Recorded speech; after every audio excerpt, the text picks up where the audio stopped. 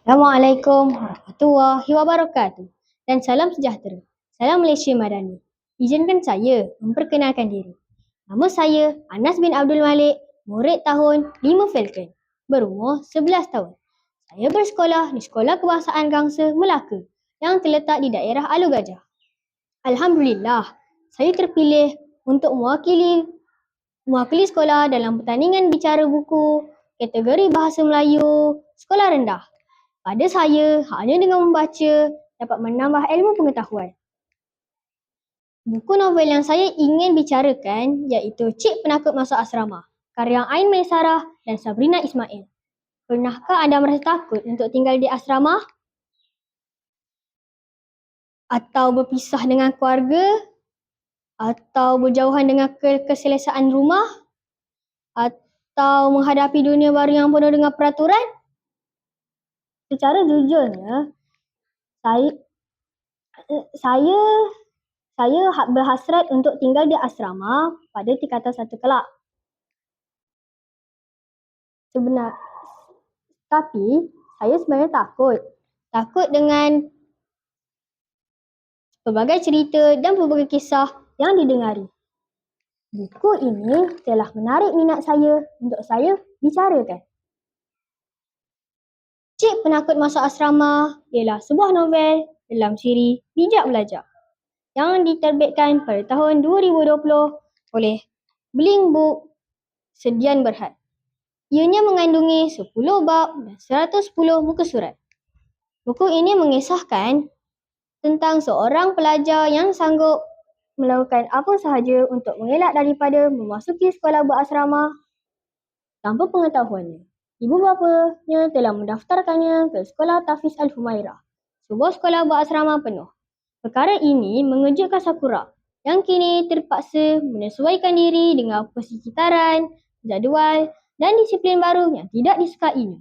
Kejutan budaya telah membuat Sakura rasa seperti indah kabat dari rupa. Lebih membimbangkan, dia ditempatkan sebilik dengan seorang senior yang bernama Huda yang dianggap pelik dan menakutkan. Sakura menemui barang peribadi Huda, termasuk boneka yang dicucuk jarum dan gambar seorang ustaz selebriti yang dikelilingi lilin. Menambah lagi ketakutannya, apabila melaporkan perkara ini kepada warden asrama, aduannya tidak dipercayai. Sakura kini berhadapan dengan dilema, sama ada untuk terus tinggal di asrama atau mencari jalan untuk mengeluarkan Huda dari sekolah tersebut. Bagi yang membaca buku ini, pasti tidak akan berhenti selagi tidak menghabiskannya. Membaca akan tertanya-tanya, apakah tindakan yang akan diambil oleh Sakura? Tema dan pengejaran novel ini menyentuh tema ketakutan, penyesuaian diri dan keberanian. Ia menggambarkan cabaran yang dihadapi oleh remaja apabila berhadapan dengan perubahan besar dalam hidup, seperti memasuki persekitaran baru yang asing dan menakutkan. Melalui watak Sakura, pembaca diajar untuk memahami bahawa ketakutan boleh diatasi dengan keberanian dan sokongan daripada orang sekeliling. Ain Maisarah dan Sabrina Ismail menggunakan bahasa yang mudah difahami sesuai untuk golongan remaja. Penceritaan yang menggabungkan elemen misteri dan humor menjadikan novel ini menarik dan menghiburkan. Watak-wataknya dikembangkan dengan baik, membolehkan pembaca merasakan emosi dan dilema yang dihadapi oleh Sakura. Pada saya, sekiranya buku ini disertakan dengan gambar-gambar yang menarik beserta sedikit unsur komik, pembaca akan lebih menjiwai. Cik Penakut Masuk Asrama adalah bacaan yang sesuai untuk remaja yang bakal atau sedang melalui pengalaman tinggal di asrama.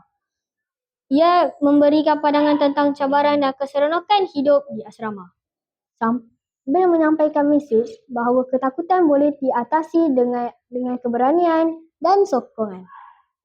Masuk asrama, hati berdebar, takut terbayang cerita ngeri.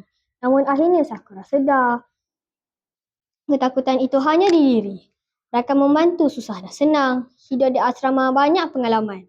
Buku ini menarik dan penuh tenang. Bacalah pasti dapat pengajaran. Ilmu dibaca menambah wawasan. Cerita menarik buat renungan. Sekian ulasan jadi pedoman. Semoga bermanfaat buat bacaan. Sekian, terima kasih.